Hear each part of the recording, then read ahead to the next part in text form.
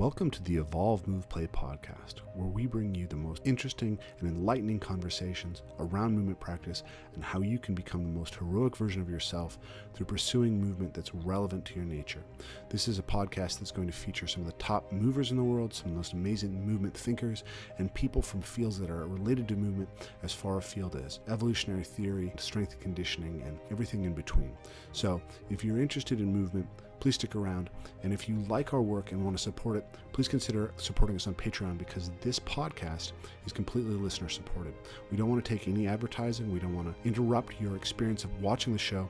So what really helps us get the best thinkers on, have the time to put these together, have the best quality for you guys as far as audio and video, is your support. So please consider supporting us and enjoy the rest of the show. Hey guys, welcome back to another episode of the Evolve, Move, Play podcast. This week, my guest is Jeppe Skovgaard. Jeppe Skovgaard is the owner of Rört, a mixed-modality movement facility in Copenhagen. And he's one of the earliest adopters of Parkour in Copenhagen, or in Denmark, as well as a yogi. And it's this interaction of yoga practice and Parkour and how they came together that was part of the initiation of our conversations. I met Yepi a couple of years ago in Copenhagen, and we had a lovely conversation over coffee, as well as getting to train together. And I just really love his perspective. I really love what they're doing with sport, and I wanted to share his voice with you guys. So we go into his experience with Parkour and how it led him to yoga and what he's learned in the interaction between those things and what led him to the development of Rört, and talk a lot about the need to balance yin and yang, and the idea that movement can give us something much more deeply meaningful than just external performance. So I think if you guys are interested in the themes of spirituality that have been coming up in the last few episodes, this will be a really beautiful one. There's no mysticism here, but there is a lot of respect for the idea that there is something more that we can aim at in movement practice than simply external objective metrics of doing a movement, in some specific way. And that this really has to do with the character formation of human beings and even the way that we form and build meaningful communities. And Yepi is a really wonderful person, and I'm really excited to share his voice with you guys. So without further ado, Jeppe Skovgaard. Excellent. Yepi, welcome to the Evolve, Move, Play podcast. It's a real pleasure to speak to you again. Thank you. Wonderful to be here. We were reminiscing a little bit. I believe the last time that we had like a real in-depth conversation, we were sitting in Copenhagen in October 2019 over coffee and had quite a fun conversation about yoga and movement and parkour and how all these things kind of connect. Indeed. And you just started, is it Rört? Is that how you pronounce it? It's called Rört, and it means to be touched or to be moved. I had started Rört about 1.5 years before you came there. Okay, cool.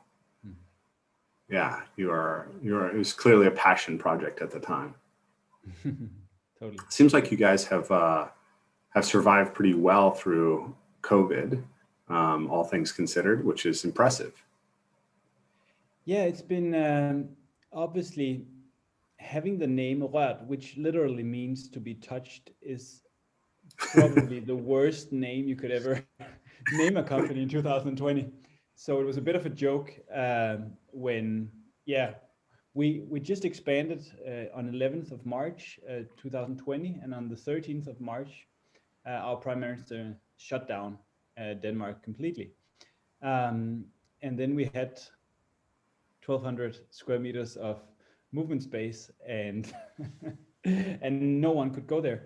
So the day after, she closed down Denmark at night, and the next day you're not allowed to meet. So the day after we had the first online classes, and the week after we had transitioned 90% of the classes that could transition into online format, we had transitioned them into online formats, and had a grand meeting with our movement community on Zoom 3 days after, and sort of got their perspectives on how to navigate in these waters, and so have managed to really bring the people with us. And right now close to a year after lockdown started, we are in the privileged position of having more members than when we were hit uh, by the lockdown. And more to that, we have members from all over the world now, not only in Copenhagen. We have members from the States, from South America,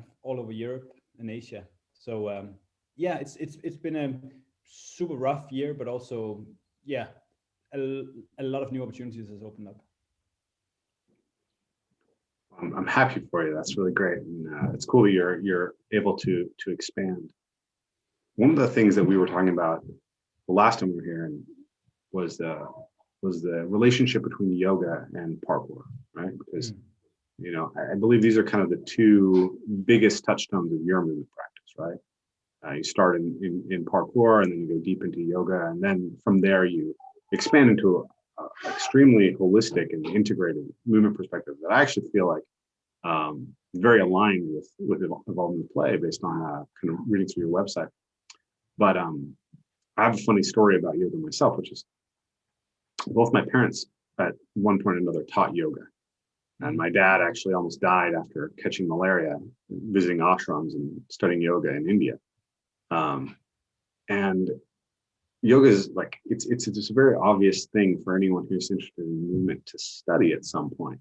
But there's always been something about it that was hard for me to tolerate, right? It's I saw so many gurus, so much kind of what I would describe as woo thinking over the years in yoga. And so there's always been sort of an invitation to try it out. And there's always been a real resistance from me. Interestingly, I've been going through a little yoga sequence every morning and finding it's very nice for my back, which I was having some troubles with. But I guess I was beginning to be a little bit more open to it at the time that I was talking to you. But you said something about how yoga means the yoke, and it has this philosophy. And the way that you described that philosophy was actually felt really deeply aligned to what parkour was and meant to me. So I'd be curious to talk to you about, like, what do parkour and yoga have to do with each other? And why might someone who is interested in movement culture and interested in parkour in particular, what could they get out of studying yoga? Beautiful. Yeah. So I guess a way into it could be just to briefly look at how it landed in my world with the yoga. So like you, we share a background from parkour. Started back in 2004, climbing buildings when I couldn't. Oh, wonderful. Apologies for my daughter in the background. Yeah, it's great. It's there's no, you really like a bunker of a home office to to not have kids in the background these days. No, so started off with parkour and really got deep into that practice. We went to France, to Lille and Ivry, and had the chance to practice with Yamakasi and got a lot of inspiration from them, and then really went on with that sort of paradigm of training that the Yamakasis were proposing at that time, which was wonderful and a very transformative practice, and also like at least what we brought with us home was a very macho culture also, like super hardcore conditioning, like 2-3 hours of crawling, no standing up. And then when CrossFit came to Denmark around 2006, we 7-8, probably more 7-8, we felt inspired to have that as our cross training. So it was parkour and CrossFit. And at least for my nervous system, I got really, really strong. But I also noticed how it was a huge stress either to relate to a kettlebell or to relate to concrete.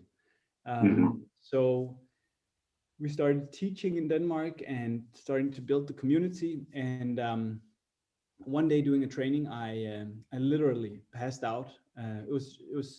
We were doing a cross training with kettlebells. I put down the kettle, and the moment I put it down, I passed out. I had this huge stroke, or it wasn't a stroke, but just like a big sledgehammer in the back of my head, and I fell. So I was hospitalized. They thought I had some kind of what do you call it? Like a like a stroke, and they couldn't find anything. And it turned out that I had just been so incredibly tense in my traps that they hadn't been able for blood to sort of stream to my head doing the workout. So I figured at that moment that I was probably strong enough and probably also not really in a flow state, if that could happen. And a few weeks later, I was lying on the yoga mat the first time. And I remember just how incredibly awkward that felt. And also like how completely misplaced I felt in this environment that was like devoid of danger. It was like soft bolsters, a freaking soft yoga voice. It was like a soft smell in the air. And I was being called Hulk at that time. Jan Inutra from Yamakasi, he named me Ulk, a Hulk, when we were training in France back in the day. So there was just so much tightness. So I remember doing yoga, and not only would I sweat on my own mat, but it would start like going streams of sweat from my mat to these soft yoga people next to me. And I was just this breathing animal. So like a super humbling start to come in to the yoga world. And luckily I had a teacher that was good enough to convince me to stay. And I guess a year later, it started to feel sort of like I was supposed to be there. And then fast forward a good amount of years, we're sitting and having a conversation in Copenhagen around how they're relevant for each other. And I think to me, and as I remember our conversation back then, we can always freshen it up to 2021, is that what I really loved about parkour and still love about parkour was the relation to the environment, was relating to a tree or a table or whatever it was, but that intimate connection relating to an object, which when parkours to me feels really good and really valuable, is that we start to overcome that inherent separation that there is between me and that object, that I can warm it up so much, I can be so much in that tree or so much in that bench, that I start to somehow massage or change that bench into something that I have shaped. I've proved it to have other qualities than it had before I started looking at it. And that relation, that's an intimate relation. And that is to see two things come closer to each other. And to me, that is the basic promise of yoga also, that we can basically overcome the sense of separation, either whether that is between our busy mind and our body, or whether that is between us and them. I think when the yoga practice really works, then that is what happens, that you overcome that sense of separation, that sense of being alone, separate from others. I don't know how that lands with you at this point. Yeah, absolutely. The way I would summarize that is that both practices work to bring us into a state of oneness. Mm. They work to break down the sense of barriers that limit us and can make us self-conscious in ways that are would make the world more suffering and less an experience of integration. Beautiful. Exactly. I've had this experience through my parkour practice of an ego death, right? Not a complete ego death or anything, but there are moments where the tree and myself sort of we come into a level of relationship where the dividing line becomes blurred.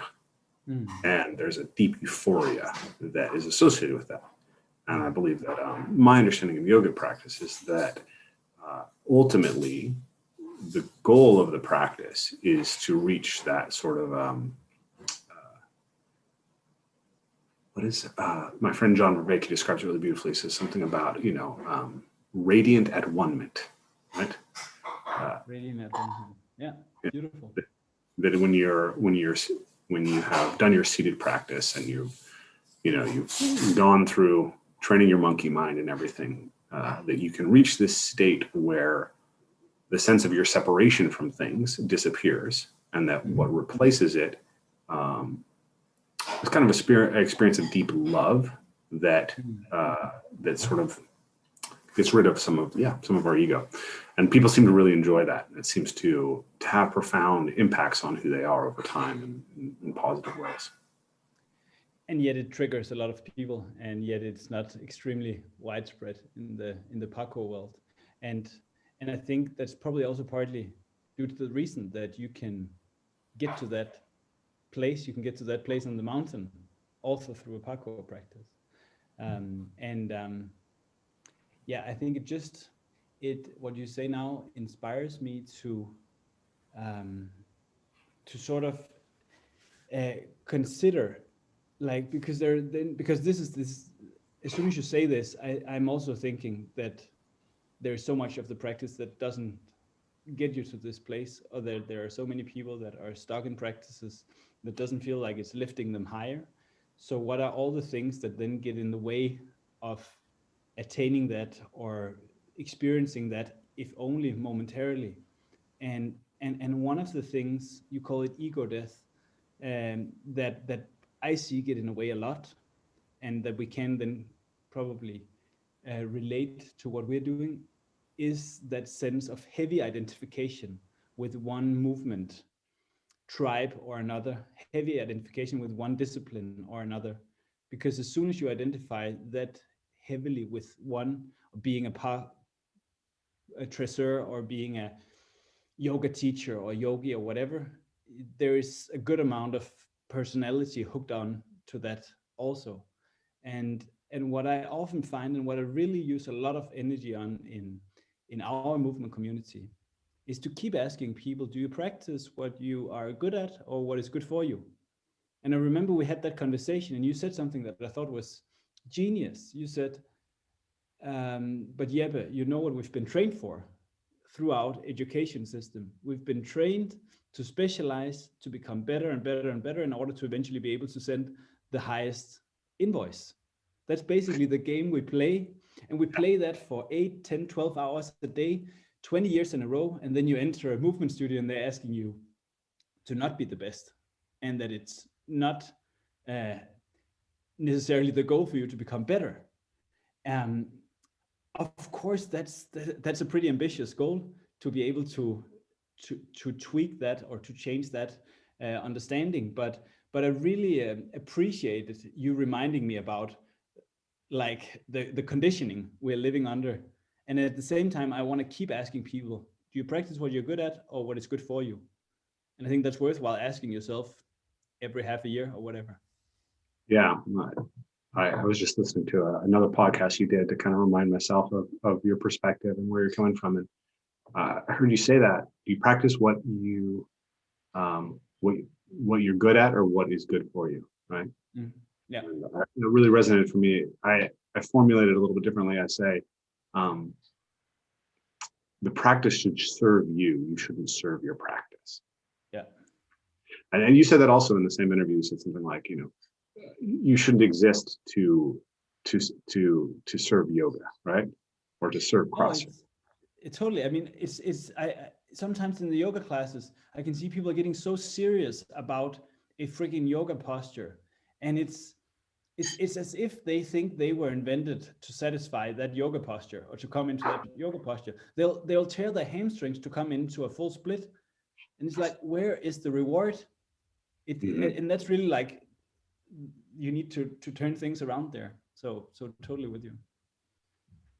For some reason, my brain goes on a weird tangent there, which is Jordan Peterson in his book Maps of Meaning talks about this idea of apprenticeship, right? Mm-hmm.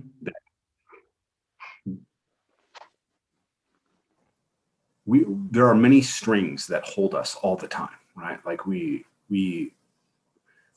are, let's say we're aimed at free will, but actually, when we look, there's always causes behind what we're doing, right? Yeah. And our capacity to express any kind of free wills, if you accept that such a thing can exist, in some sense, is through becoming aware of that, right? And taking on some discipline that allows us to sort of take charge of it, right? And this is why he talks about the Pinocchio story, right? Pinocchio is how you is how you use the hero's journey to cut your strings and cease being a marionette, become a real boy, right? But what he talks about in this book is that culturally, we need an apprenticeship period. We have to, we don't know who we are, right? We don't know what drives us and what motivates us and what our unique identity is until we subsume it in something else. We have to subsume ourselves in the culture before we're ready for the vision quest, right? Where we come back with our little piece of ourselves, right? Where we're offering to the world. And so I think there's something interesting in that line of thought. And the reason that that particular passage from Maps of Meaning pops into my head, because, you know, I think that you and I have we've both taken the identity of being a parkour athlete, or taken the identity of being a yogi in your case, or in my case, being a martial artist, right? And we've existed within that to the point where it was central. And then we've reached a point where we realized that it didn't serve us to have that at the center. And so we can look back from this perspective and say, hey, maybe you shouldn't do that. But maybe we can't get where we are without having done that. Totally. Yeah. No, I mean, I'm very inspired, or at least for the past 3-4 years, been very inspired from Ram Dass, that died 1.5 years ago. We've recently had a huge wall painting done of Ram Dass here. And he says, you have to be someone in order to become no one. Yeah. So there is a lot of somebody training, which is what we all take in. And probably the two of us, we had a lot of somebody going on while we were at the peak of our parkour training, and everything was identified around being that character. And, yes. And then from there, once you have established a strong sense of self, which is also just what a kid is going through, being born to some extent like nobody, and then growing into somebody. And then again, at some point, like you call the vision quest or whatever, there is that calling back to a nobodiness that is then not separate from others, or hopefully less separate from others. And I think that's extremely important to be aware of, both in parenting, but also in coaching, that you, because then what you then realize is that you need to make people completely fall in love with the practice, and to think that the practice is the most important in the world, that there is nothing more important than sticking this demi-tour right now. Mm-hmm. Being able to nail that demi-tour right now should be the most important. And then at the same time, if you're a good coach, then you're able to make them see also how ridiculous it all is, like how little it matters. But if you can't get them to fall in love with that and to make that the most important, then they'll also not get the effect of disattaching from it, or non-attaching from that same practice. Yeah, I believe for the English speakers, when you say demi-tour, that's turn vault. Yeah. Yeah. That's not used in the States. In the States, we didn't adopt all the French terminology. So yeah, I think it's a Jungian idea that in some sense, like, we can only become free by voluntarily becoming a slave to something first. We have to deeply serve something, be completely, take on obligation, right? In order to, we can't escape until we realize we're in prison. So that's the next step. So the interesting thing as a coach then is, I think that there's a trap where you never leave the apprenticeship, right? And we can see people who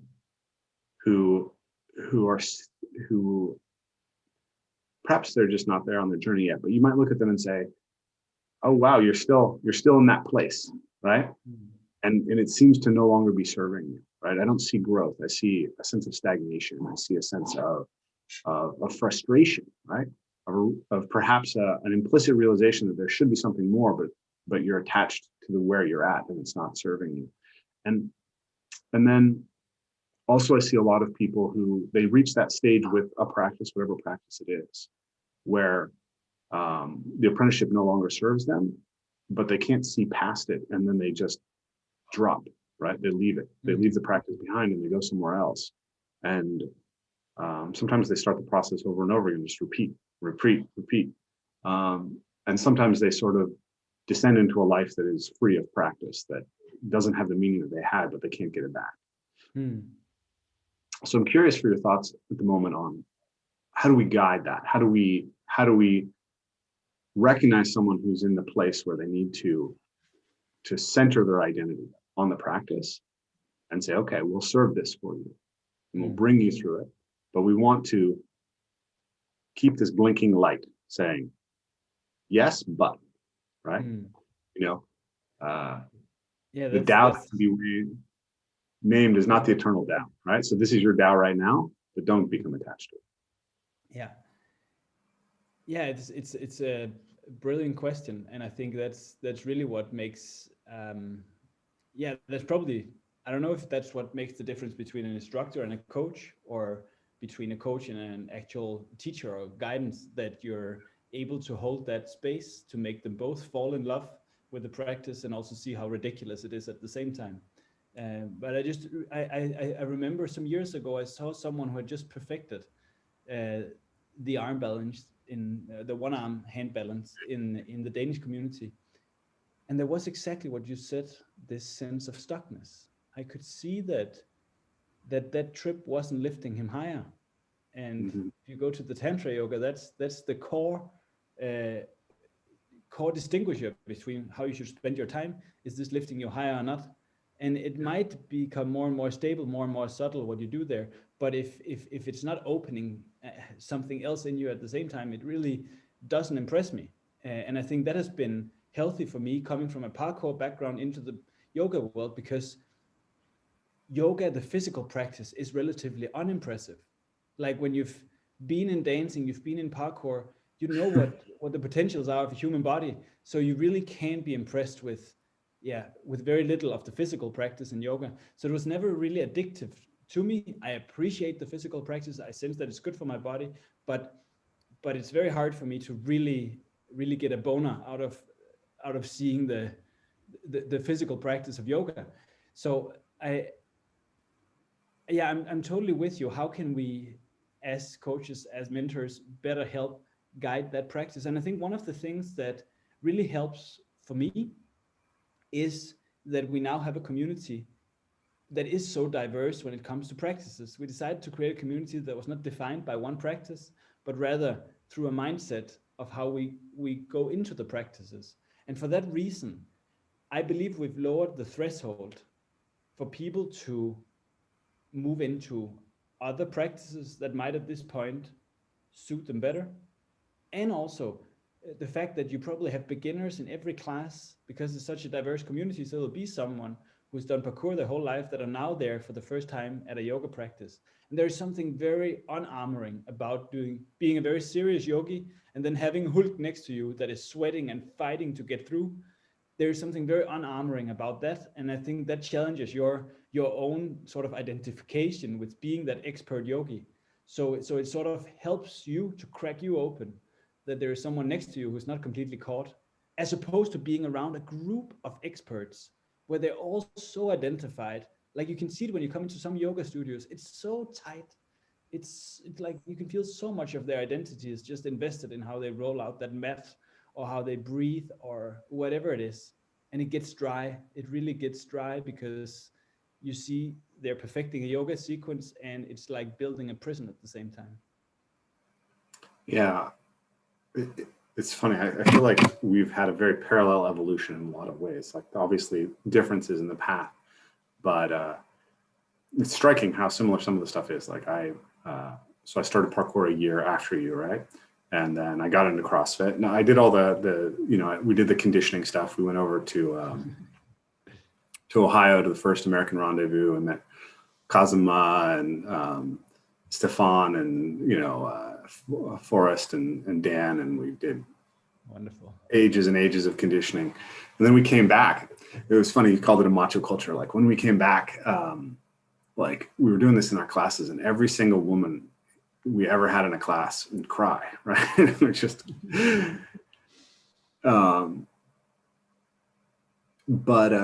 we know that it comes from a military place. We know that David and Jan and Williams and Fung and Chow, like they all came from backgrounds that had like deep military histories and martial art, old school martial arts traditions, right? But I did that, and then I went to CrossFit, and I didn't pass out, but I got rhabdo twice. And I had a panic attack putting on my first parkour competition.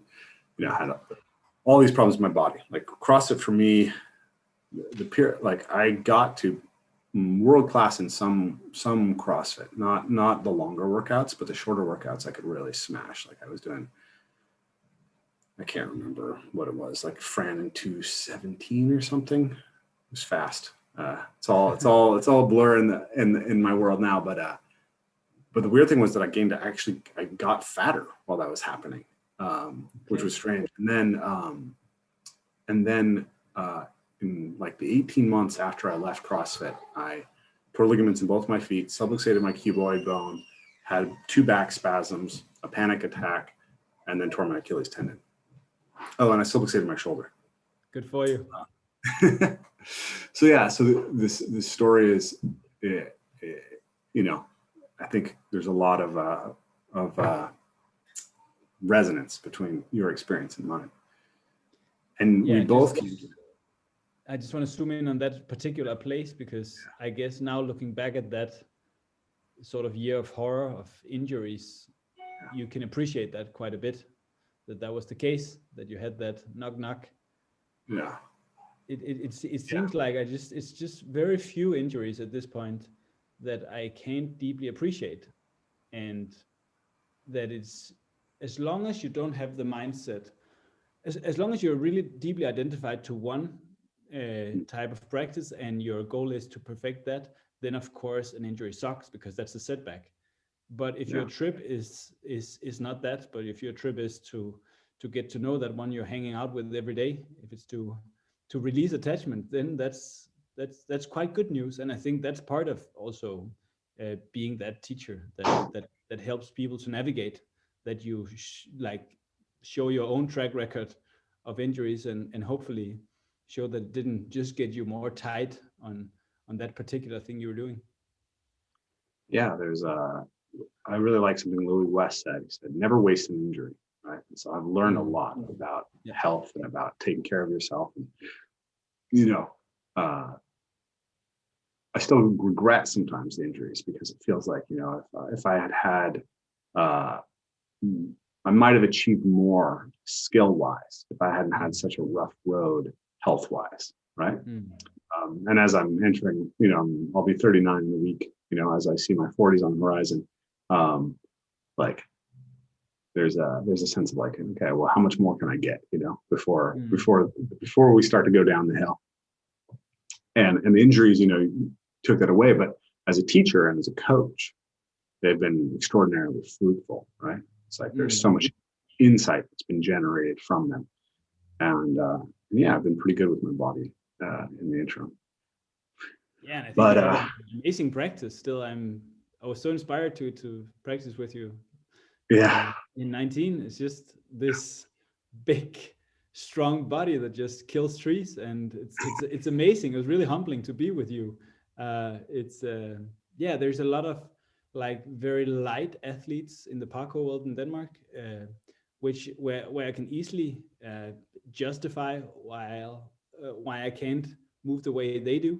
But I was really impressed to see how you've managed to juggle that piece of flesh you're born with. Yeah, that was funny. I was in the UK and I was training with Bobby Addo and Teghead, who probably most of the people on the podcast will recognize, but they were very big deals at one point in the history of the parkour community, really influential and wonderful athletes. And like I showed up and they just looked at me like gobsmacked at how big I was. They're like, man, you must be like 90 kilos. Like try 103. They're like, what? Nobody's that big. I did. It's interesting though, because I feel like parkour athletes are getting bigger, right? Because we're not all 20 anymore, right? Like there are more guys who are 90 kilos, 100 kilos, because there's more guys who are 30 in strength training for years. And, One of my students, Nate Weston, I think he's like probably 95 kilos, 90 kilos, 92, something like that. He's only in his early 20s, but he's tall. He's, probably 1.9, 1.8. Yeah, about 1.9 meters. I'm trying to do the math in my head, right? Yeah. You're being very 6'3". And yeah, I remember like when I used to compete in parkour, I would usually outweigh the next guy in the competition by 40 pounds, right? By 15 kilos or something like that. Anyways, that's a bit of a tangent, but thank you. I appreciate it. And I think it is important for people to recognize that. But I'm interested just in like when you're saying that still there is that part of you that is like, but was it really necessary with that injury? Was it like almost as if did I really need to take that part of the curriculum, or was that an error? That particular part that shouldn't have happened. There was a lot that made me grow, but that injury in particular, I think it's so like I feel that myself right now. I have a back injury that I got last summer, and 2 weeks ago I was down squatting with a few friends, and it broke up again, and I'm struggling to find a meaningful frame around that, and it's tempting to label it like an error. I just find that whether it is an error or not, it is an unproductive way, regardless of it being right or not. It's an unproductive way, as I see it, to view anything in life, because it puts on that pair of glasses that sees what is not supposed to be. And I also just want to challenge you, because I mean, there's like, we might have been more identified with what we do, but at the same time, I can easily get caught by, a lot of it is not important, but this particular trick, that's fucking important, and that's a part of my spiritual quest to nail that one. So it's like it's so easy still to be caught by it, and to be caught by like, how much can I achieve before I'm 40 or whatever. Like that voice, I dance with it every day. I think it's just nice to catch ourselves in it. Yeah, I don't think it's necessarily wrong either. I've been thinking about this recently. Like, the mindset that looks at an injury as an opportunity is very important. But I also think sometimes it's okay to grieve what was lost by the injuries, right? And I think like when you're faced with a problem, it's really important to step up to the plate to gain what can be gained out of it, right? But I also think there's some wisdom in being able to say, man, it would have been nice if I didn't have to go through that struggling, right? And like I've learned the lesson of that struggle, and I can pass that lesson on, and I can also say, that hurt, and it took something from me that I wouldn't necessarily have wanted to lose. Right? And I think that that's something that I've been processing recently. How grief around not so much the injury stuff, but more some professional things, some relationships, and the way that those relationships went, where like after the failure, it was, okay, here's how I'm going to own it. Here's how I'm going to figure everything out. And then like 10 years later, I'm like, man, I got fucked over, right? Like, and is that betraying the insight? It's like, no, I've processed the insight, right? I've internalized it. I'm not making the same mistakes that I was making. And so now it's like the grief can come out, and it can be a part of my healing process to say, hey, there was also a place where I was taken advantage of, or people were, who might have had my back, didn't, and that really hurt me. Does that make sense? Totally. Yeah. And I think there's also, with the idea I'm proposing, if that is taken to the extreme, there is a potential spiritual bypassing in that, like not acknowledging that. Yeah. For example, the Corona lockdown fucking sucks. Yeah. And at the same time, and I really feel like it has been, to be honest, to really say what we miss, what we haven't had this year. And then once that is done, and once you've been authentic to that part of you that just hates it, then you go to the battlefield and you see what dragons needs to be slayed, what you need to come up with to make this a bearable life through 2020. So yeah, I'm totally with you, and I think it's just bringing a beautiful, like bringing the human into a theoretical principle. But I just really sense that 2020 has really strengthened that muscle that is just like hardwired to see where there is an opportunity in this, and there's been so many obstacles that that that part of me that would like to feel sorry for myself for being a little bit like, oh, this sucks. They're just, and a lot of times it's just been crisis to a point where it's like we just need to solve it. It's been like acute, we need to change the setup again and again, and we need to reschedule. So there just hasn't been time for that. I wouldn't call it romantic, but or like the ruminating. It's just been like now is action time, and it's forward time. So I think I'm also a little bit probably semi hurt by that mindset right now, that it's just solving and just seeing why is this happening for us, and again, why is this again happening for me? Yeah, a few thoughts sort of swirling for me. One is, like, I think a big influence for me in my thinking and my approach to these things has been, well, Nassim Taleb and Jordan Peterson. Right? We can talk about both of them, but Nassim Taleb has this idea of anti-fragility, right? Anti-fragile things are things that gain from disorder. They become stronger when exposed to stressors. And or biological organisms are this, but everything's only anti-fragile to a point. Right? There's every system has a breaking point, right? And you can pump disorder into it. And you know, when COVID happened, right, it was like, be anti-fragile, see the opportunity, smash through this. And you know, that mindset had served me really well in a lot of ways in the past. And you know, another thing that was in my head was, you know, this Jordan Peterson says, find the biggest thing you can carry and carry it, and that'll give your life meaning. Well, I found some really big things to carry last year. And I wasn't as anti-fragile as I thought, right? I went past it, right?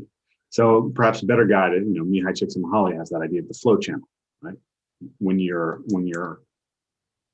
challenge level exceeds your stress level too much, you start to regress. It's like you can't lift the heaviest weight you've ever lifted today, lift it again tomorrow, and lift it the next day. You have to find that downside of the cycle too.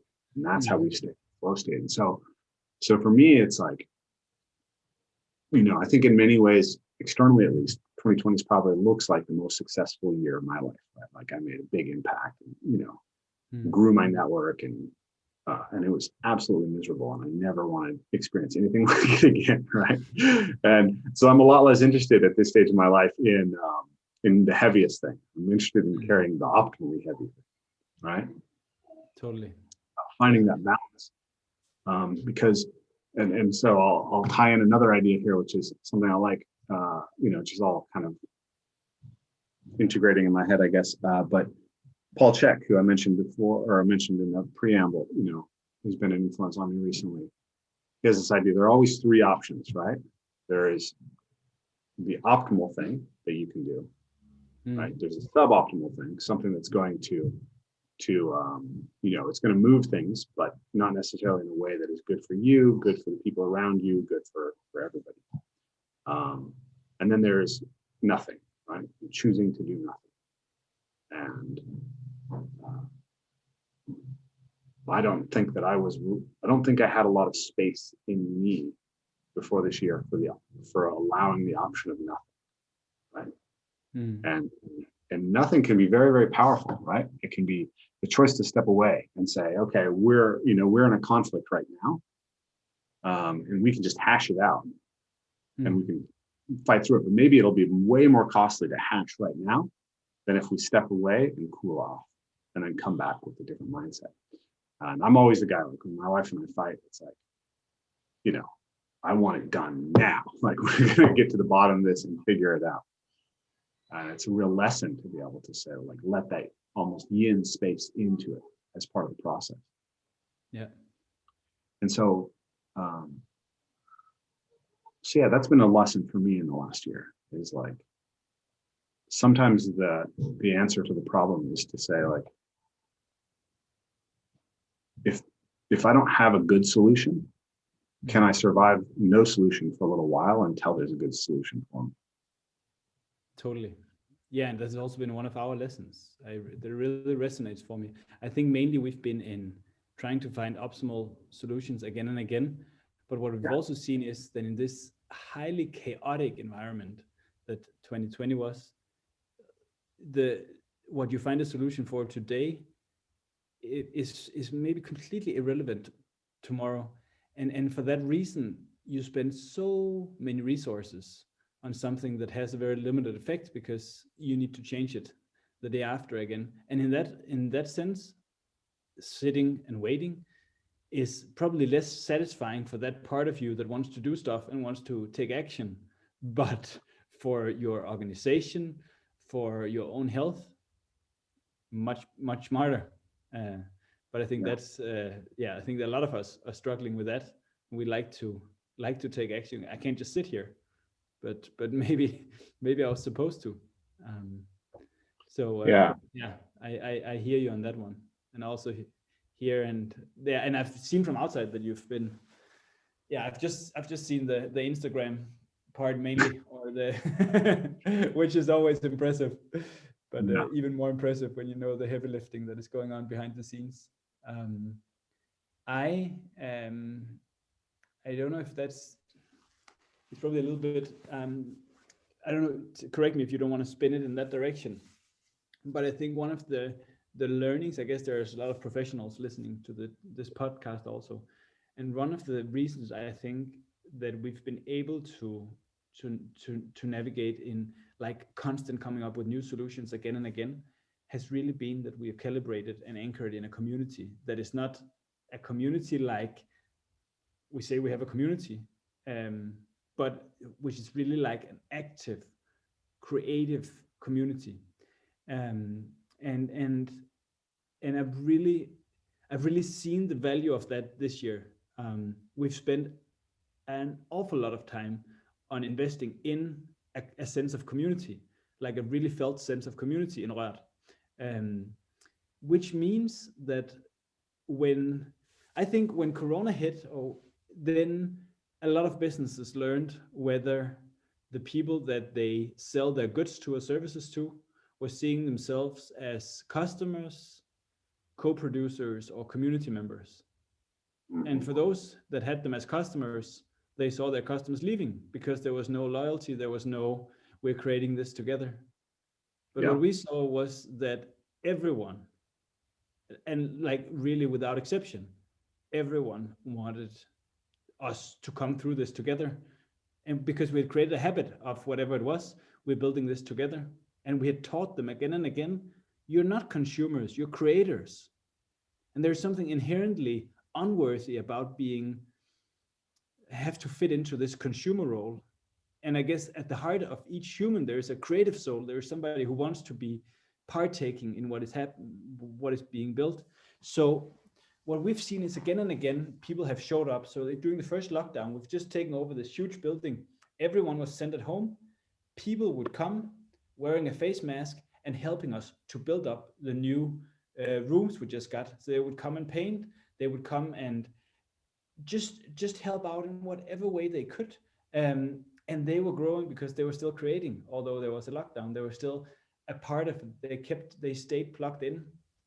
And I've really, like, we could never have lifted like we lifted this year and still feeling sort of vital at the end of it if it hadn't been for that community. And I think that's like, from an organizational perspective, community makes sense, but also from a practice perspective. And I know you encourage a lot that in your retreats and so on, that there is that sense you do sit around the fire, there is sharings, there will be vulnerable moments, and all of that, I just see how it fuels the practice like by a factor 10.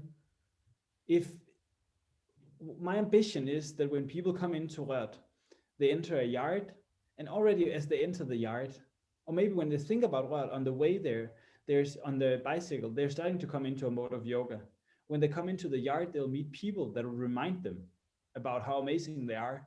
Like that'll ask them, just by the way they are greeted, to take off that first couple of layers, which means by the time they come to their yoga mat, they're already so much more receptive to yoga, so that the practice has already started. I mean, in a lot of yoga classes, you need to spend the first 30 minutes on convincing people that they're worthy, that they can still be there, although they brought that old yoga mat or wearing non-yoga clothes or whatever. And like the chances that that yoga is going to be transformative is so limited.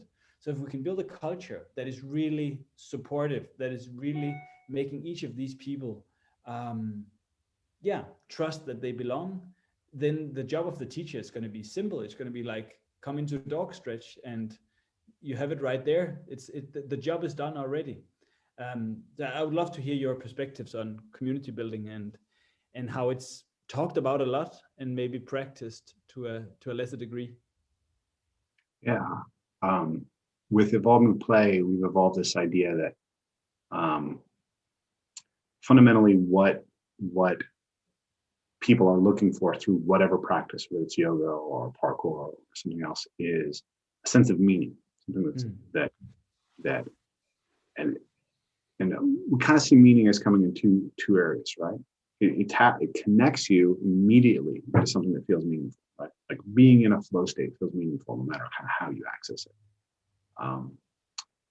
And then there's also the aspect of it transforms you over time. It's like you can see who you are becoming, and you are continually becoming something that is what you'd like to become, right? I was listening to an interview with between my friend Nick Winkelman and John Vervaeke, and talking about spirituality in a non-supernatural sense. And they're saying that when you use an analogy, you're collaborating with your past self, right? And that in some sense, what spirituality is a collaboration between the present self and the future self, right? This is what we're looking for. And they highlighted the idea that we need to have two things they talked about, which is we need to have mindfulness in that process, and we need to have movement because we have to connect the body. But then within involvement play, we have two other aspects of that, which is we have to have nature or the environment, and we have to have community, right? Because in cognitive science, they've identified the 4 E's of cognition, right? To be a cognitive agent, you have to be embodied, you have to have a structure that allows you to interact with the world. And that body-mind is not separable, right? It's an illusion. And that body has to exist within an environment. That's an embeddedness, right? How do you exist with this environment? And this is why I think parkour is such a profound practice. It's the practice of how are you, in relationship to the environment? What is that relationship? And then you have to act it out, right? You have to actually take action. That's enacted, the enacted aspect of cognition. And the last aspect is that you are extended, which is that a mind is a mind in a field of other minds, right? It's only can truly form itself within that space. So what you think, what I think, they don't arise from within us independently, completely, right? They exist within this broader sphere of ideas that are being generated by a neural net. And we're constantly tapped into this net of the broader mind space of the human beings around us. But even beyond that, we're connected to the mind space of the animals and the birds. And, maybe even you could talk about the nervous system of the soil and the nervous system of the trees. For me, that's what spirituality is. It's deepening that capacity for connection to those things and integrating the aspects of the self and the aspects of the self in community with other human beings and with the world around us. So that's, I guess, the big story right there. But in particular, what I've noticed over time is that everything comes down to relationships, right?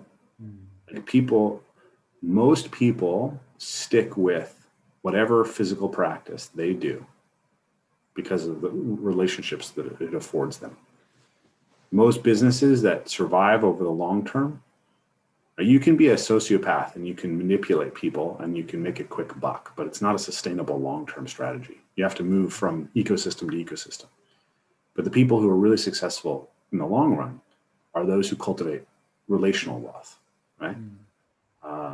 My friend Javon Langford said, all wealth ultimately is relational wealth. I think you might say all real wealth is relational wealth, because you can be a sociopath and apparently become president of the United States of America.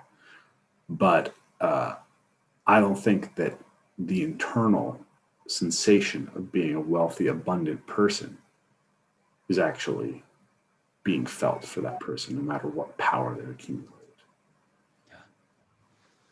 Yeah.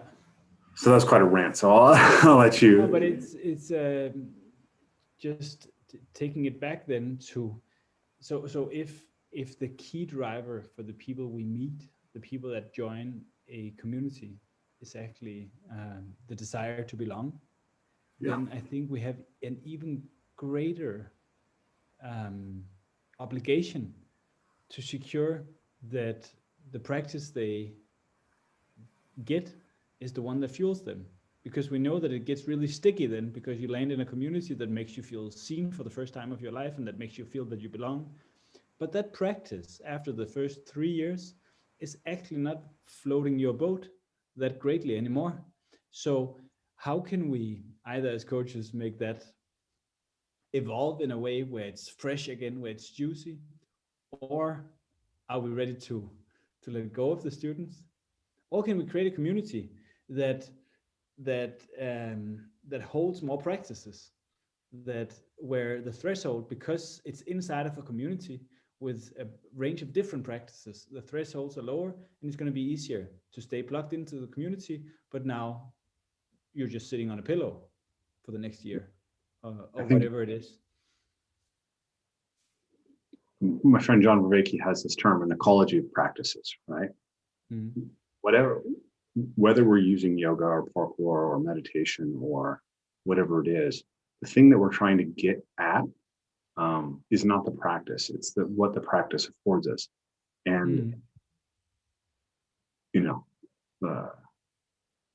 the ineffable Tao, right? If we're aimed at that, the truth is that our attachment to any one particular lens or any one particular path can mislead us. I have this belief that every transformative practice is a two-edged sword, right? It can cut us, right? A practice is a path and it's a trap, right? Yeah. So this is what I think is exciting about the idea of a movement culture, right? Is this idea that we can stop being partisans of a particular movement practice, and we can start seeing more deeply what we're seeking and being open to a broader set of practices that can serve. And we can, even if, like I went to dance, right? And I learned some things from dance. And now, it's funny, now my practice, it's like strength training and parkour. That's what I'm doing right now. And soon I'll be back in the martial arts, right? And these are the things that I've been doing since 2006, right? And I do, maybe I'll be doing some dance, maybe I'll do some other things, but I see myself being like very deep in MMA, parkour, and strength training for a while again.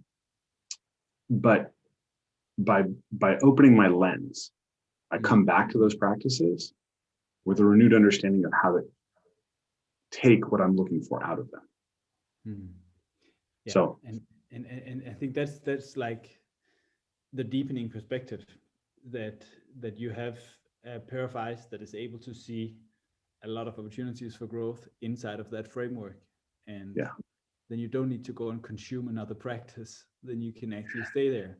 And we have these shoppers that keeps going around and just scratching a little bit in the surface, and then there's another trip and another hype, and I guess that's equally, maybe even more lost than those that are just dry inside of one practice.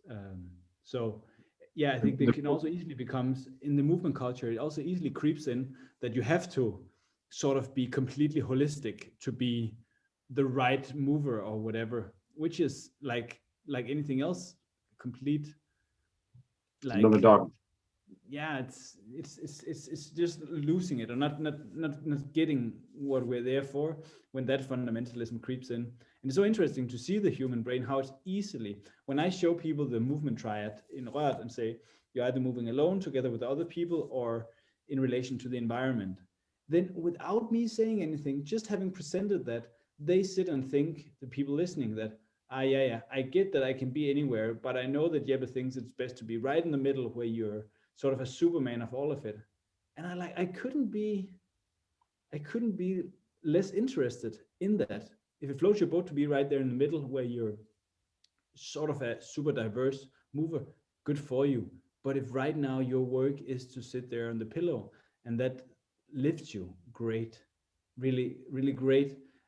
So I think it's, yeah, it's wonderful to hear that you're finding, like, again and again, bouncing these three practices. And I think where I would like people to sharpen their lenses is, like, how can the practice, and that's what we said earlier, how can the practice serve you? So I spoke to a few of the women actually in the yoga teacher training I taught recently. We were talking about muscular energy, the ability to strengthen up in the postures, to not just sink into them, to not only soften, to not only expand, but to also lift and spread the toes, tighten the muscles. And in the Anusara world, the yoga tradition that I'm coming from originally, it's called muscular energy. And it was so wonderful to see some of these people, and also here afterwards, like, people sharing really deeply how they are having challenges with border setting. Like, the whole Me Too shows that there is a huge problem when it comes to being able to understand boundaries for men, and that's the main problem. But also, secondly, to be able to set boundaries and to express them clearly, and to see that a practice like muscular energy could just strengthening up the body can give people a sense, a stronger sense of integrity, an ability to say no or to say stop, and to seeing, like, how there are, like, these super important traits as warriors, as people, as heroes, that we can practice in a little ecosystem, a little safe ecosystem like yoga, so that next time you meet someone in this, when you're out partying, that doesn't get your limits, you can be very, very clear, and you've practiced that on your yoga mat in a safe place. I think it just keeps amazing me how potent our practice is when we allow ourselves to see the potential, when we really create a space where people dare to say, because I wouldn't have had this insight if it wasn't a safe place where people felt they could share with me what they were going through. So creating that community where it is, and then the potent practices, finding those teachers that can make people believe that they're going to follow them, that this is the most important in the world. What strikes me, or what resonates with me, or where I want to go with that is, I really love this idea that, again, I get from Jordan Peterson, but there's a masculine and a feminine pole of development, right? And you can view them as like, if you think about the role that parents tend to play with children, the feminine pole of that is nurturance, right? It's making sure that the child is protected and has what it needs to grow. And the masculine pole is to encourage the child, to help the child step outside of its boundaries and to push it, right? We see this in rough and tumble play, right? It is predominantly fathers who engage in lots of rough and tumble play with children. And there's probably some people who feel a little uncomfortable with the gendered language that I'm using. But this isn't to say that that it is necessarily a father who encourages a child or necessarily a mother. And in fact, a good father or a good mother does both, right? You know, when I'm not here, my wife roughhouses with our children, right? And I do lots of nurturing, right? I wipe their butts and make them food and comfort them when they fall down and cry, right? I'm not trying to be a hyper male, like get down on the floor and give me 30 all the time, right? We have to have that. This isn't to say that we should be bound by these ideas, right? It is only to say that those poles tend to associate with the father and with the mother, and not always, but generally. And then we have those poles within ourselves, right? I had a perception of myself for many years as a lazy person, right? That I wasn't good at being hardworking. And then I noticed that I kept working myself to the point that I broke. And that was very confusing. How could I be a lazy person if I was willing to train so hard that my tendons would fall apart, right? I was willing to train so hard that I would get rhabdomyolysis, that I would be sore for weeks on end, that, you know, my sleep would be disturbed by the pain in my body. Or then later, you know, as I put on events in the parkour community, it's like I was working 100 hours to prepare for these events. And I noticed that as much as I valued and admired hard work, that it was kind of crushing me whenever I let it become my sole guide, right? So I had this idea. How do I balance myself between self-discipline and self-care? Right? And then later I had this realization that that it's not just, and you could see those as the masculine and the feminine pole again, right? Discipline aligns with encouragement and care with nurturance, pretty obviously. But then I had this realization that it's not just a balance between the masculine and the feminine. It's actually getting more mature in the expression of both. Because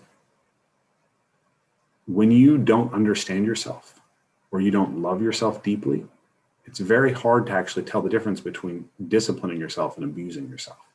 And equally, it's very hard to tell the difference between caring for yourself and being indulgent toward yourself. And in this, you know, and so you can look at this as how you treat yourself. You can look at this as how you treat your children. You can look at this as how you treat your students, right? In all of these places, we are always needing to both find a balance that serves us, serves the people that we're working with, and also always be looking for what's the higher expression of this principle, right? And so I always cringe when people say a safe space, because a safe space is a space that only has nurturance, only has care, it doesn't have discipline, it doesn't have courage. So I want a brave space, right? Because being able to talk about something that's difficult isn't simply a matter of feeling safe. It's a matter of feeling the call to adventure, in a sense. It's of being willing to answer that. And I feel like a lot of times when we hear this language around safe space, it's actually moving people in the opposite direction. It's moving people inwards towards a place where they're more easily threatened by the things outside of them. So brave space. I like that. Yeah. That's great. And I would, I guess the qualities that you want there to be in your brave space is probably what I would invite into my safe space. But I see how it's been, sort of deranged a little, or has lost potency, because it's supposed to be so safe and so soft that there is no room for growth in it. There's no room for honest reflection or feedback. So for sure, I hear you. I hear you on that. And I think just to connect it to the practices again, because I think when the movement culture becomes uninteresting for me, it's when there isn't any higher aspiration, when it's impressive movers that appears sort of stuck, and where there's not a therapeutic or a spiritual quest right at the same time. And I think like heightening the awareness of why are we in it is the best we can do as coaches, and making it easy to navigate that, and to not get it to a holy place where we get completely detached from the bodies or whatever, and are starting to tell stories about how holy we are. But we're having this sort of vital, fun, solid community that is also ready to be completely ready to fall apart next to the person you've been practicing parkour with. Like, can we strike that balance? Can we find that? And I think that's quite beautifully put between the genders also, the ability to hold and to be held, and to allowing both. And what I felt was that, for sure, when I practiced parkour back in the days, I was only holding. I was in the business school, I was working in consulting, and I was doing parkour, and I was only holding. And the outcome at the end was that I passed out, that I fainted. So I couldn't hold myself. And it seems like such a archetypical teaching I needed to get there, and that I need to get once in a while, where I'm carrying, or when I'm carrying too much. And can we create a space where it's not so serious, our whole personality trip, that we can't put it out there, that you're feeling comfortable right now with sitting and sharing parts of where you're getting caught, and where I can share that. I think that's, and as a community leader, of course, being able to put that forward, to not be that completely well-cooked guru that has none of those human traits in him or herself anymore, but really like just sharing the journey, just getting caught again and again, together with your students, seeing that we're all just trying to navigate it, and then having these fine practices that are really like holding up a mirror again and again to see yourself more clearly. That's, yeah, what a privilege to be a part of creating that. It's funny. Before this interview, for some reason, I just listened to the other podcast interview that's out there. I was thinking about you, and about, there's something soft about Walt, right? About your vision. It's a very seems like a place that's oriented towards creating a lot of warmth, right? To be touched. Yeah. And maybe a little touchy feeling, right?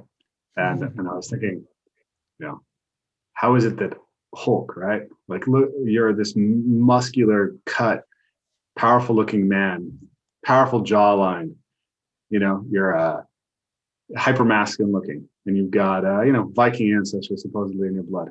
It's like, how does this happen, right?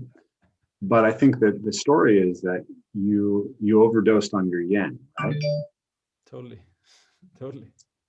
And this connects. I think it's useful, because I was just laughing at that idea. Okay, well, there's this thing about Yepi that is so it kind of like smacks you in the face, and then there's what you're actually doing, which is kind of in the opposite direction in a way, just a little bit.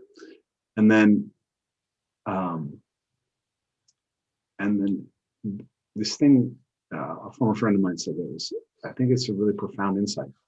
A lot of times we choose our practices because they feed our neuroses. Whatever direction we tend to go already, we do more of. Right?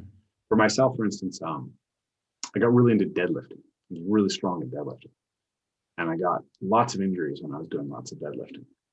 And then I went to train with the school, and they told me, look, your nervous system is set up in such a way, and your body is structured in such a way that it's very good. It's very easy for you to get good at deadlifting. And it's driving your body into an imbalance that makes you way more likely to get injured. And so you should never deadlift again, right? Which doesn't mean that deadlift's a bad exercise. It's just bad exercise for me, within a specific context. And what's striking about you is that you got smacked down, right? And you were able to say, oh, okay, what's the other side of it? How do I bring in the soft, the yin, the warm and cuddly, right? What do you guys call it in hygge in Denmark? Yeah. True. So here's the question, because that was a lot of thoughts without a question. The question is, what I think you're curious about, one thing that I think motivated you to want to have this conversation too, is how do we help people navigate practices such that they are not feeding their neuroses? So I want to turn that question on you. Like, I think that you're doing that, and I think you want to articulate it. What is it at Rört that is allowing that to happen, right? How are you helping people not end up choked out by their own muscles? Yeah, thanks for spelling it out. And thanks for asking into it. I mean, I think I encourage all my teachers to be mainly students. I really expect them to show up for practices. I really expect them to be there on the mat next to other students.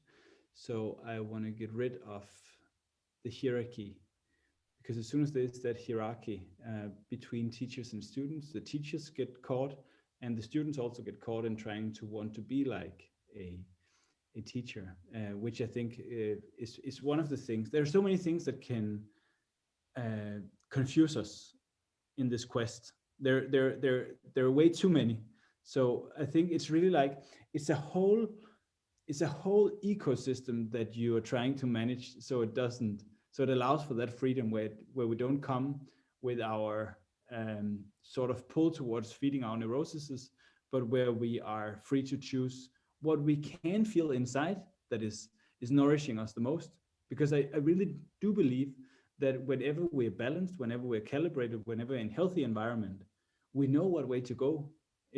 We can feel it. We expose ourselves to a practice, and that's also what I could feel.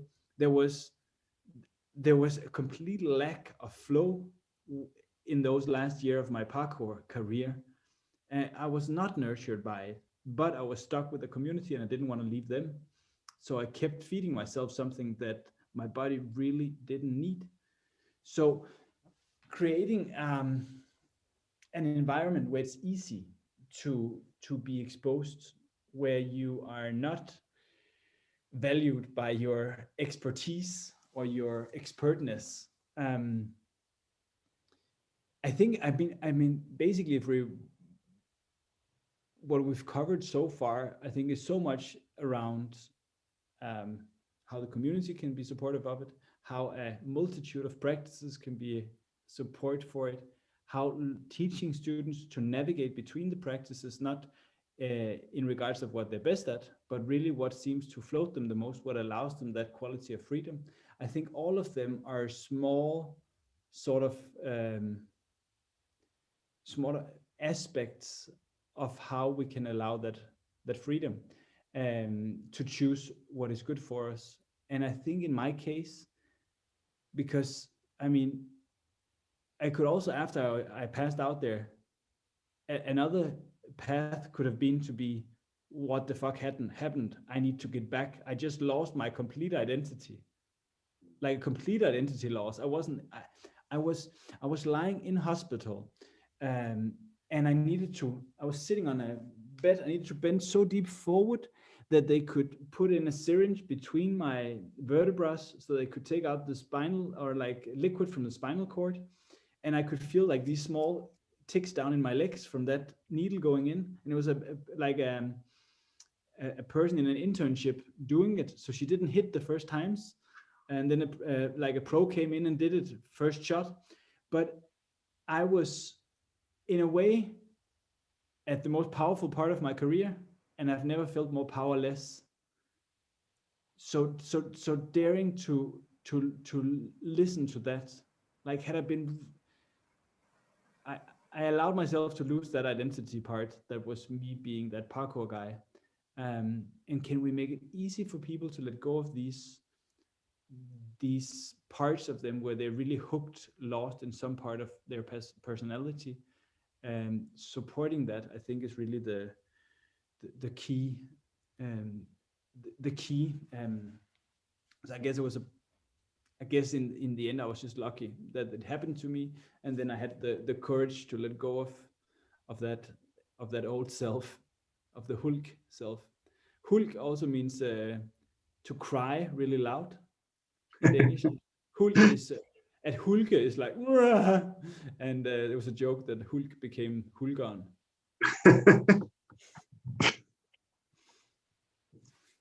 Big softy. I was thinking about that model that I was telling you about self-care, self-discipline. And I had this realization that in order to achieve those things and to move towards maturity in those things, what we need is self-love and self-knowledge. Right? You can't discipline yourself effectively or avoid abusing yourself if you don't actually know who you are, if you don't actually know what you need, right? And nor can you really effectively recognize it or provide it for yourself if you're not motivated by love, right? And I turned that question inside on myself. And I said, well, what am I not good at? Right? And I was like, well, I'm definitely strongest at the self-knowledge piece, right? Like, I think that one of, like, I think I have narcissistic tendencies, right? That's part of my suite of personality characteristics. And it's something that runs in my family and that, I've run into problems with in my life. But what has protected me is the ability to say, I have that, right? To say, okay, I just showed up in a way that was selfish for my wife, right? And and when she tells me that, I can be like, yeah, I did. I'm sorry. And now I'm going to be able to work on doing it better, right? And so the self-knowledge aspect and being able to effectively criticize myself has been critical for my own ability to grow. But if that's true, then the reciprocal is that the weaker side for me is the self-love, which is a very strange thing because isn't being narcissistic a sort of an inflated sense of loving yourself, right? Feeling that you're special. True. But then I realized that's the immature expression, right? The immature expression of self-love is to value yourself from the sense that you are special, to value yourself by setting up all these comparisons where you get to be better than other people. And that if you were to treat your child like that, that would be abusive, right? If you look at your child and you're constantly saying, oh, my child's faster, smarter, better looking than other kids, and you make the way that you love that child conditional on that, you're actually creating an insecure attachment for that child. And so that was quite a strange epiphany for me. And then I was like asking myself this question, like, do I love myself not because I'm, a great podcast host or a good parkour athlete or whatever, but do I love myself just because I'm going to be with me for the rest of my life and it's my responsibility to love me, right? Just like I love my kids because they showed up and it's my responsibility to love them, right? What did you answer to that question? Well, the answer is probably not as well as I should. But the reason I bring that up is because I think that that's what you're trying to do with your place, is be the place that loves the student who comes in because it's the responsibility of the community to love them, whether they're great at what they do or not. And I think that's maybe to see beautiful. Yeah, I'm just inspired to say that is my key driver, because what happens is once you have a culture that does that, it's not only you, but you have a culture that does that, then you see it in the eyes, and the people are starting living up to that. They start to love themselves more once they're being reminded about how amazing they are, and it's a culture doing it. It's a culture that helps us to step up or step into that light. So we're getting the full-blown you instead of some half-hearted or a narcissistic version of you. We just get the pure the pure thing. And I mean, that's a huge motivation for what I do and for what we've seen. And in the start, you just need to be there yourself and really love everyone, and eventually you have a culture that can, to some extent, do that. And then I think it's amazing what you say, that that loving someone doesn't mean that you are not also asking them to really commit to a practice far past their limits. They can easily go hand in hand, and I think it's beautiful to have the, what did you say, self-love and self-discipline. Yeah. And I think the self-discipline is really like, that's hardwired into us from the parkour world. There was less self-love back in the days. But right now, and I mean, those that get through 2020 still standing to some extent, they for sure have self-discipline. And I can easily see how the spiritual world and the more wishy-washy part of the spiritual world, or the new age part, is completely lacking that trait of self-discipline, of delayed gratification, of being able to stand there, to wake up. I often see it also with people that are going on yet another ayahuasca trip or whatever, that is like, I appreciate it, great insights. If you're not able to get up and get your kid food next morning, it's you're lying to no one. It's so obvious that you're lost. So self-discipline, like some kind of little bit old school deeds, I think is quite timely to add a little bit of to the spiritual world in general. Yeah, that's another. I keep bringing up his name, but that's another thing that I got from Peterson that I really love, is this idea that love contains discipline, right? I missed that one. Can you say it again? That love contains discipline. Yeah. That it's necessary to offer discipline, or to promote encouragement, to really realize love. Because Carl Rogers, the great psychologist, said, your job as a friend, or your job as a therapist, is to offer unconditional positive regard. And Peterson says that's the wrong way to look at it, right? There's value to that, and that's something that there's a place for. But ultimately, the thing is that, let's say that there's aspects of the self that we all have a tendency towards error. We all have a tendency towards self-destruction. We all have a tendency towards abuse or indulgence. And we don't want to feed that. And something that only feeds the parts of you isn't something that actually has your best interest at heart. So you don't want to only be your own best friend or someone else's best friend. You want to be the best friend of the part of them that wants the best for them. There's that parable of the two wolves inside us, right? The wolf that's filled with love and the wolf that's filled with hatred. And the question is like, well, which one wins, right? It's like, well, it's the one that you feed. And when you give someone only nurturance, then you allow whatever is within them, positive or negative, to grow. And there's another layer to that I'm working to integrate, I guess, which is that the negatives are also, it's not quite right to think of wanting to starve them or get rid of them, because they have to be integrated and understood, right? The wolf, the part of you that you think is the negative, may actually be one of your powers, right? So it's not so simple as like, get rid of it, but there's something about this idea of, I want to be the friend of the part of you that wants the best for you. I like that a lot. I think that's a really profound way of looking at it. And that's beautiful. And so I was out in the woods meditating this summer, and I was thinking about the political situation in the US, and I was very upset about what was happening. And I had this image in my mind of a forest on fire, right? Fire sweeping through a forest.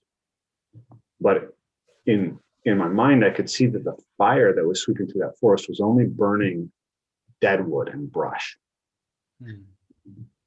And I had this realization that that anger in your sort of in your personal emotional ecosystem is like fire.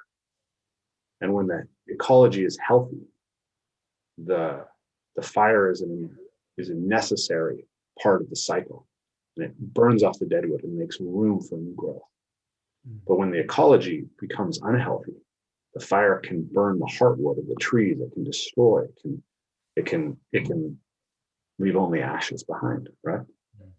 And then it takes time to rebuild. And it feels like so many people have adopted anger and have allowed the ecology to become unhealthy in a way where we're burning the heartwood of our system in a way here.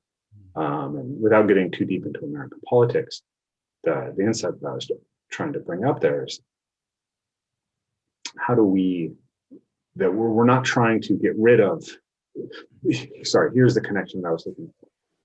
A friend isn't somebody who just protects you from the fire, right? A friend is someone who could stand with you and be willing to bear it as it's happening so that the dead wood can be burnt off. Right? And that's what I'm looking for. I'm looking for someone who will stand with me in it, right? I'm looking to be that for myself. Yeah, and that takes much more than just that takes a disciplined community also, a community that to some extent stands strong with you. And it's not just being also soft. Yeah. To love somebody really, truly, deeply is actually a profoundly courageous act. I think that people like for me, I've found more and more inspiration through the story of Christ and his parables and his existence, and I think, when Christ calls on us to love our neighbors, right? Well, he uses the word agape, and agape doesn't mean friendship, right? It doesn't mean erotic love. It's the type of love it's the love that brings good into being, right? It's the love of a parent for a child. It's the love that's given before it's earned.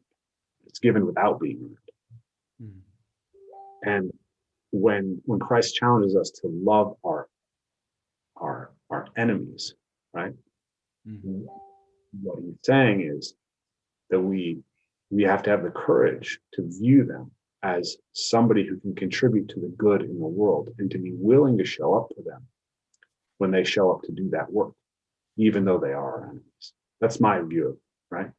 And when I view it that way, that's the most courageous thing anyone could ever ask of you, right? And it's not soft at all. And you can't fulfill that call without extraordinary courage, without these practices that can make you the type of person who can confront the dragon, right? Sorry. Beautiful. Thanks for sharing. That's yeah, it's boiling it down to the core of it, and seeing that love takes stamina and takes discipline, I think is really cutting to the core of it. And everyone that has a family where there's also kids, they know that and that's the reason why so many couples fails to stay together, because there is there might be a lacking love, but maybe for a lot of them, the greatest part of that is that there is a lacking sense of discipline. There is a failure to invest again and again in the relationship, in like the deep love work, which is a very practical one also. And I think that has been extremely humbling with becoming a father, but also seeing that actually disciplined work, although you don't feel it, you feel, and I'm talking from personal experience here, coming out and seeing my wife again 2 years after we had our first kid, and just being like, where the fuck have we been? And feeling like it's a desert we need to go through to meet each other again. But looking at each other, sitting at the therapist, and being like both ready to start walking. And then when you walk there, just trusting the words of someone else saying that if you keep walking, there's a chance. And then at a certain point, getting to that place where you actually again are starting to taste that sweet love that you have for another person, that where everything is just coming back to you. But that character trait of being able to keep marching, I think that is highly undervalued in our culture, and in particular perhaps in the spiritual world. Like the deep work every day, building a community the same. It's not enough just to to do the word love, the caring eyes. Can you show up again and again and again and again? And if anything, of all the wonderful things I've learned from the parkour world, it's for sure to show up, to to have the stamina to be there tomorrow again. Yeah. For some reason, I don't know if we talked about this or this was on the other podcast I listened to, but you're talking about your first experience with Laurent, right? And, Laurent Piedmontese, who's one of the founders of the Yamakasi and Art of Déplacement Parkour. And you said he made you walk on all fours for an hour and a half. Mm-hmm. And you thought you were done, and then he made you go backwards on all fours. Exactly. For some reason, that pops into my mind as sometimes that's what a relationship can feel like. Right? True. Where in your life are you building the discipline and the courage to show up for your relationships in that way? Mm-hmm. So here's my question. Parkour can do that for you, but it doesn't always. I know lots of people who can do the quadrupedal, right? Mm-hmm. And can't show up, Mm-hmm. right? Don't have emotional courage, Mm-hmm. don't have emotional Mm-hmm. resilience and willingness. Yeah. If we understand that the parkour is a tool that brings you to that place where you have that, Mm-hmm. because ultimately the ability to show up that way for your wife is way more important than your ability to walk a mile on your hands, right? Totally. My quest, right, and I think that you share this quest, is how do we create better transfer between the practice that happens in the gym or in the streets Mm-hmm. and the person that we show up as in our most important relationships. Mm-hmm. Yeah. So that's where we're being valued eventually. That's where our practice hopefully shows off, or shows itself valuable. And so how are you building that? it's eventually being very clear in spotting what your practice is, if it is a practice or if it's a sort of excluded regime where you where it's like a closed bubble, where there are some goals inside of it that you want to live up to. I mean, as soon as you have the mindset that we've been talking about, that eventually the practice is to serve us, we're not to serve the practice, then you know that you don't gauge your practice or evaluate your practice on your ability to crawl another 500 meters. You know exactly how unimportant that is, and of course it is, because there will be people that can climb or crawl 100 meters only, and the courage it took them, the power it took them to do that, shows much more about their capacity to go past what is comfortable, to go past what feels right in the situation and still be there. So it has nothing to do with that goal inside of the discipline. And as soon as you know that, then you start to evaluate the benefits of your practice in your life in general, in your ability to show up, in your not being a dick, in your compassion, your kindness, and it's so beautiful to see how the practice can be exactly that, can build characters like that, and but also to see the opposite, like how it's fundamentally dry. And even those people that are caught inside of the practice, of course, we need them to stay with us. If we turn to be arrogant farts towards them, or if they feel disconnected, then we've lost it. So we need to meet them exactly there where practice is the most important in the world, and just see whenever they're ready to just for a short while disidentify with them being that. When there's just a little bit kind of like them coming up for air, we're ready to present them also with the opportunity that how does this play in on your role to your father, or wherever it is that they're struggling in their lives. So I think the sensitivity and knowing that it's the most important in the world with the practice, and it's the most ridiculous. Paradoxes. My Paradoxes. practice is everything and it is nothing. Everything is nothing. It changes me, and yeah, it can leave me unchanged. I think what we're doing is part of it, right? It's part of answering this question, right? We need dialogue, right? It's in dialogue that we recognize it. I think just the dialogue that we've had is quite interesting, because it's been a quite spiritual dialogue, right? Yeah. It hasn't been so brass tacks. A single demitur coming in, but that's about it. Yeah. Right? It hasn't been so much about what's specifically happening on the floor as far as like which classes you guys teach or this or that. It hasn't been, we've touched a little bit on each of our history, but it hasn't been so much like a biography of your practice or how you've got there. It's really been about the fact that I think that both of us find these questions really deeply compelling, and in dialoguing about them, we gain insight that we can then bring to life. Like I personally feel like I have said better some things that I say because of having this dialogue with you, and I hope the same is true for you. I've really appreciated it. And I think also because we to some extent share a good part of the path, then it's also a little bit talking with your own experience and bouncing that.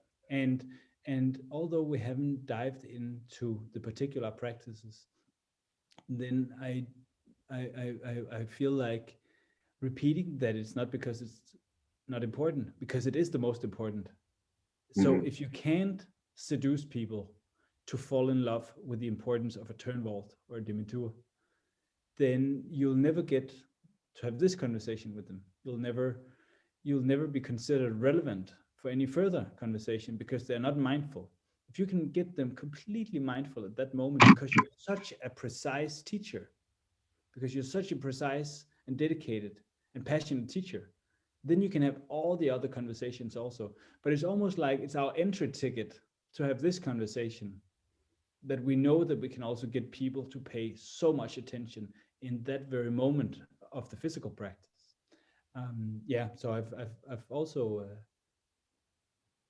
loved bouncing with you, and I feel encouraged to go and do the work again tomorrow. I want to reflect back what I heard there, because I think it's a really beautiful insight. It's something that I've struggled with to say and to feel like to solidify this claim for myself, but I really believe it now. It's in physical practice that we have the best anchor for the development of the self, right? For whatever, whether you call it spirituality or something else. When we can tap into flow, when we can fall in love with the world, and we can become in this. And so as people are on this quest, like, if we can invite people into that better, with an eye towards where it can go, but with deep attention to, they're in a yoga class right now, And I want them to have the best yoga class that is about yoga, right? Or the asana, because for most people, the asana is what yoga is about. Even though I don't think that's what it's about. Then we get to start the steps. And I think that's a beautiful insight. And I think it's a good place to close the conversation. And if you're too holy to go there and do that work, then you're just going to end up like a lonely preacher. There's no one that wants to eat from your hand. You really have to go there, do the groundwork, and fall in love with the practice together with the students. That's the entry ticket. It's hard work. That's what's interesting to me. I feel like there's all these spiritual seekers now, and I feel like they're trying to take shortcuts. Mm-hmm. Right? I listened to Sadhguru the other day, and it was such an amazing way he put it. He said, there are, in the spiritual practice, there's the trampoline and there's the ladder. And ayahuasca is the trampoline. You get one hell of a jump, you come out, you look over the fence, you see unity, and Newton comes back, because that's the law of things, and he pulls you down. And then you might have the luck to get another go on that trampoline, but it's just bound to come back because there is no solid ongoing practice. And then he says, yoga is the ladder. It's a little bit at a time, and parkour is also the ladder, potentially. It's less poetic, and I understand why people are prone to go and take the trampoline once in a while, but it is, there are just no shortcuts in this one, it seems. There might be leaps, there might be transformational leaps, and I'm also not smart enough to be able to exclude substances as a part of it. It hasn't been an integral part of my journey, but I can also see people that manages to go there and integrate parts of what they're seeing. But I see much more the opposite, where it becomes an addiction, where it becomes an escape from doing and from not being able to do the steady ongoing work. They all end on Bali or in India or whatever, and they're not dealing with it. They're hiding from something.